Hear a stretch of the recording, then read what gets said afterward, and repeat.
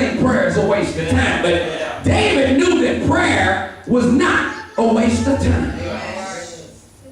Which he was willing to do. See, don't tell me that you don't believe prayer is a waste of time and you're not willing to pray. Because there's two things going on with that. Either you think it's a waste of your time, or you think you praying to somebody or someone that ain't hearing what you saying.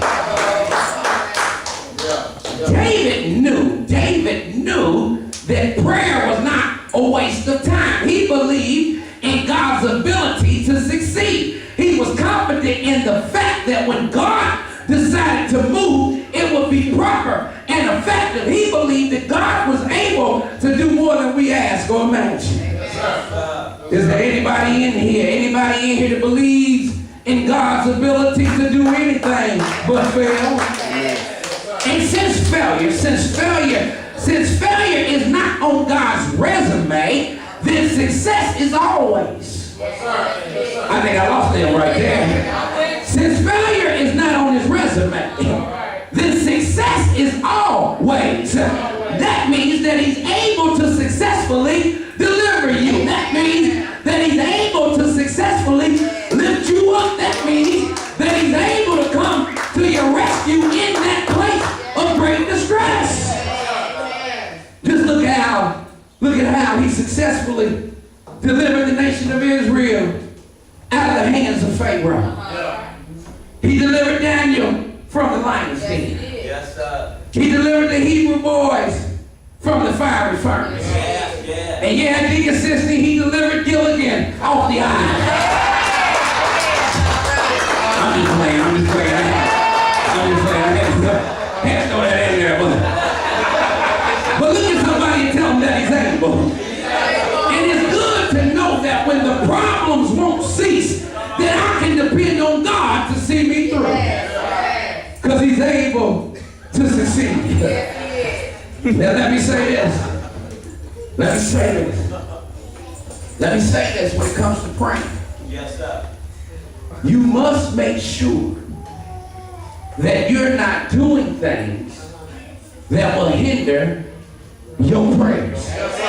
You hear me, Sister King? I caught what you said. You must make sure that you're not doing anything that will hinder your prayers.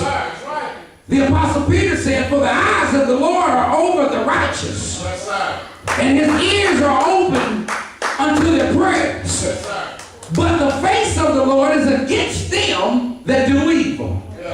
Let me break it down like this. You in Bible study heard me say this the other day, but this is the easiest way I know how to break this down to get us to understand the point that I'm trying to make. The other day I was going to the store with my daughter Jesslyn, and Jesslyn started asking for all kind of stuff. "Daddy, can I have this? Daddy, can I have that?" And so I told her that I would buy her something if she was a good girl. And she was cool with that. But before we even made it to aisle 3, she was cutting up. Started messing with stuff she shouldn't have messed with. She started running off from me. She started doing some of everything to work my nerves. But then she still had the audacity to expect me to buy her something. And so, of course, the fight was on. And so now I paid for my stuff and I'm heading out the door, but she gonna stand there at the register with her arms folded and her lip poked out. And I said, "Girl, you better come on before you get left up in here." And she says to me, "I'm standing here because I expect you to buy me something." And if y'all know Jess, y'all know I'm telling the truth. And I said, "Well, I expected you to act right. But you didn't, so now I'm not trying to hear you." Well, y'all catch where I'm going with this? In other words, I told her, "Jess, you were beside yourself. You stepped out of the box. You stepped out of your boundary lines. Therefore, you were not in the right position to be blessed." All right. And that's the way it is with many of us. We praying on one hand. but we still clowning on the other. And that's like praying to God to fix your marriage, and yet you still cheating and doing the very things that are tearing it up. I know I'm at it, but I'm gonna say it anyway. That's like praying to God to fix your finances on one hand, but you keep on squandering them out every time you get a dime in your pocket. And so, when the bottom drops out, we stand there with our arms crossed and with our lips poked out, swearing up and down that God is not hearing our prayers. This is what we do. But maybe the problem is not that God is hard of hearing or just ignoring you. Maybe God is waiting on you to get in the right position to be blessed. Jesus said, if you abide in me and my words abide in you, you shall ask what ye will and it shall be done.